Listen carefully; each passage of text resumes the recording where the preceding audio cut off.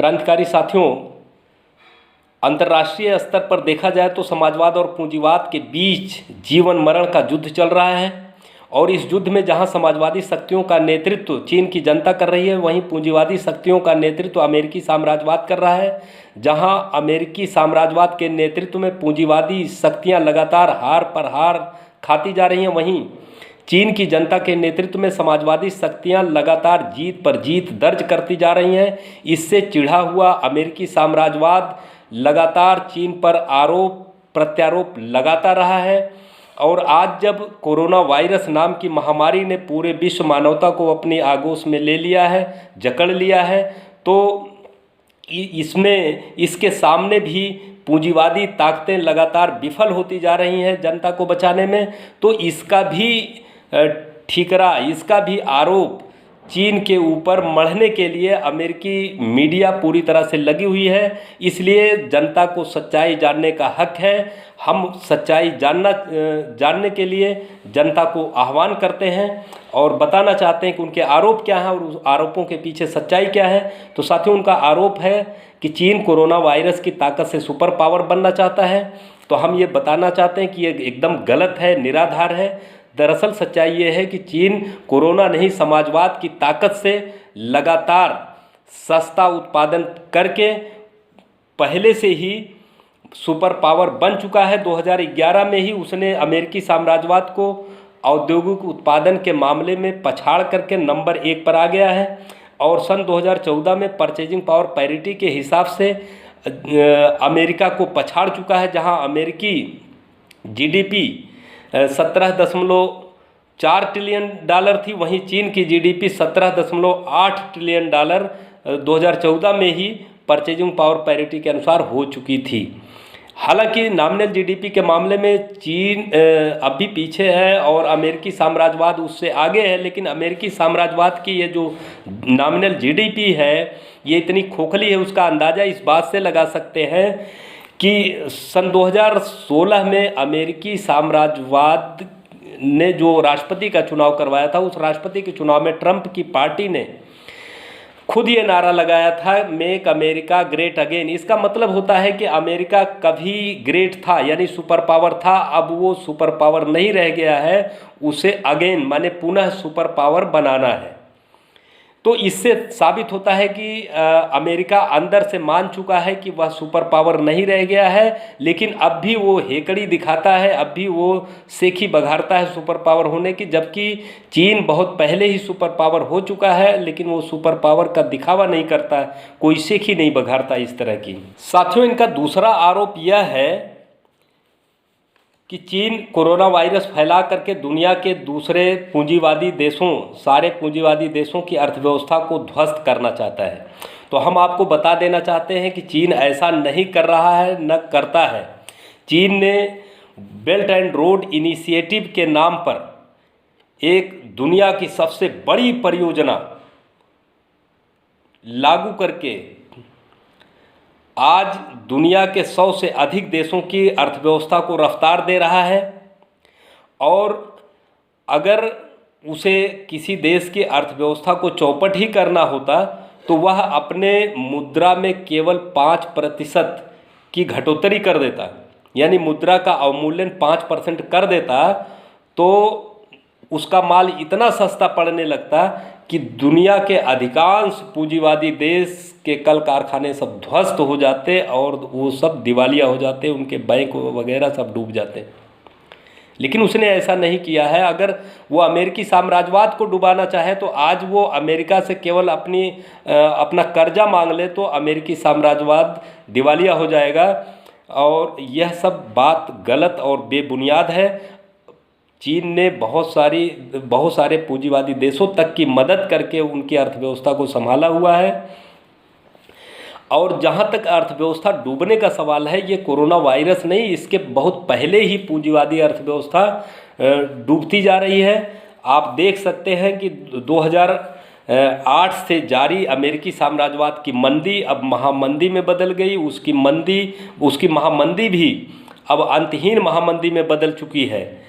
तो ऐसी परिस्थिति में यह आरोप बेबुनियाद है। यह तो कोरोना वायरस के बहुत पहले ही ध्वस्त हो गई इनकी अर्थव्यवस्था, और उसके पीछे कोई और कारण नहीं, यह पूंजीवाद के बीच जो अंतर्विरोध है कि जो काम करेगा उसको बहुत कम मिलेगा, जो काम नहीं करता उसको बहुत ज़्यादा मिलता है। तो मुट्ठी भर पूंजीपतियों के मुनाफे के लिए काम होता है, बाकी जनता का ध्यान नहीं दिया जाता। इसकी वजह से जनता की क्रय शक्ति घटती है और बाजार में मंदी आती रहती है हमेशा। तो साथ ही हम देख रहे हैं कि पूंजीवाद अपने अंतर्विरोधों के कारण ही ध्वस्त हो रहा है। और हमारे देश की भी अगर देखा जाए तो हमारे देश की 56 इंची अर्थव्यवस्था जो चौथी पांचवी महाशक्ति बनने का दावा कर रहे थे, $5 ट्रिलियन की अर्थव्यवस्था बनने का दावा कर रहे थे, और ये इतनी खोखली है कि 2 हफ्ते का लॉकडाउन नहीं झेल पाया। तो 2 हफ्ते का लॉकडाउन नहीं झेल पाया, प्रधानमंत्री केयर नाम का कटोरा लेकर के शासक वर्ग निकल पड़ा भीख मांगने, और सरकारी कर्मचारियों के वेतन भत्ते में कटौती कर दिया, और सांसद निधि और विधायक निधि से जो विकास होना था उसको भी एकदम रोक दिया 2 साल के लिए। अब किसानों से फसल दान मांग रहे हैं, और माताओं बहनों से जेवर दान मांग रहे हैं। तो अब इनके पास ये स्थिति है कि दिल्ली की सरकार ने खुद कह दिया कि अब 2 महीने बाद हम अपने सरकारी कर्मचारियों को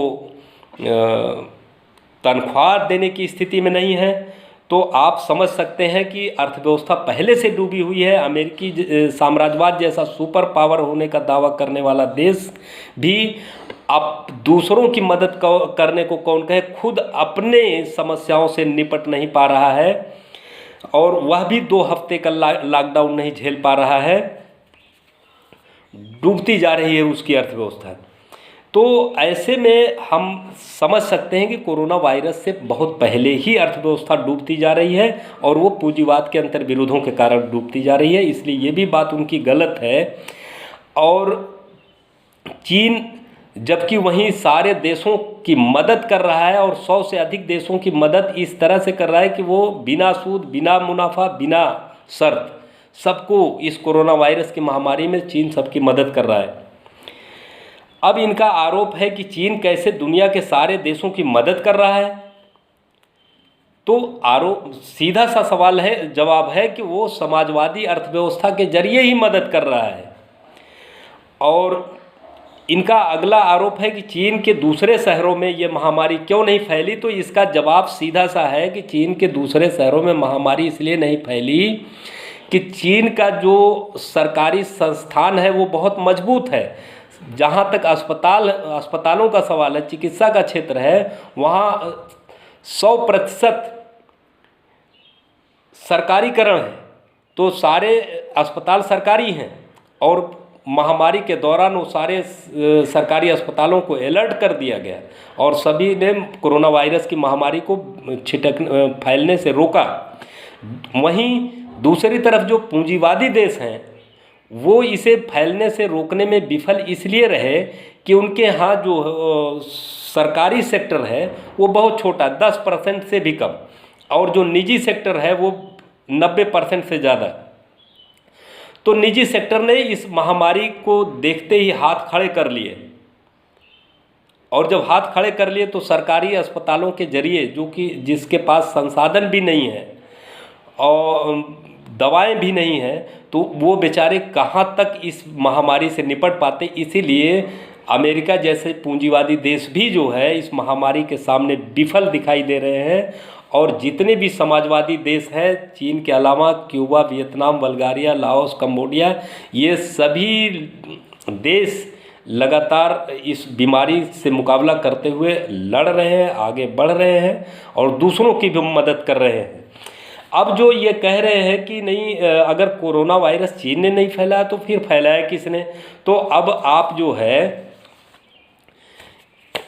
ये देख लीजिए एक आंकड़ा कि इटली में 2 हफ्ते में 5,000 से बढ़ करके 50,000 मरीज हुए, और स्पेन में 2 हफ्ते में 5,000 से बढ़ करके 80,000 मरीज हो गए।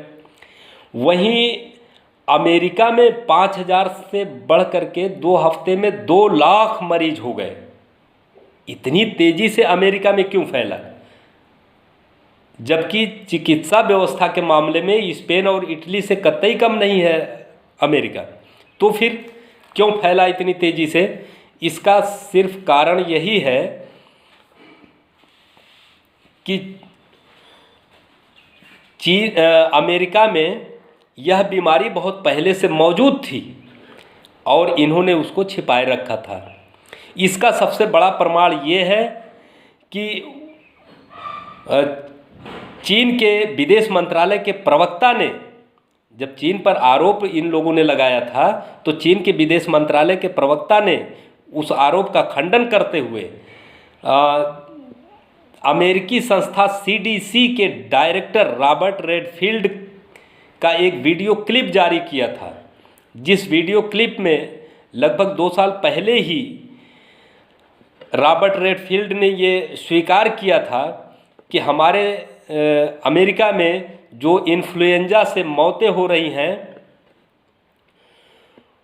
उनमें अधिकांश मौतें कोरोना वायरस से हो रही हैं, मगर ये कोरोना वायरस इस तरह का है जिसके जीनोम की हम पहचान नहीं कर पा रहे हैं। तो साथियों, यह रॉबर्ट रेडफील्ड जो अमेरिकी CDC संस्था का डायरेक्टर है, वो खुद स्वीकार कर रहा है। तो इससे साबित होता है कि यह बीमारी अमेरिका में ही पैदा हुई और अमेरिका ने क्यों इस बीमारी को छिपाया और क्यों पूरे दुनिया में इसको फैलाए, यह बात तो अमेरिका ही समझ सकता है, अमेरिका ही जानता होगा। लेकिन उसने छिपा करके इस मानवता के खिलाफ जो है गंभीर अपराध किया है। फिर भी हम ये कहते हैं कि यह दौर आरोप प्रत्यारोप का नहीं है, लेकिन सच्चाई बताना पड़ रहा है। यह दौर इस काम के लिए है कि अभी जो महामारी फैली हुई है, मानवता जिससे पीड़ित है, हमें चाहिए कि इस महामारी से सभी देश मिलजुल करके निपटें और मानवता को बचाएं। इनकलाब जिंदाबाद।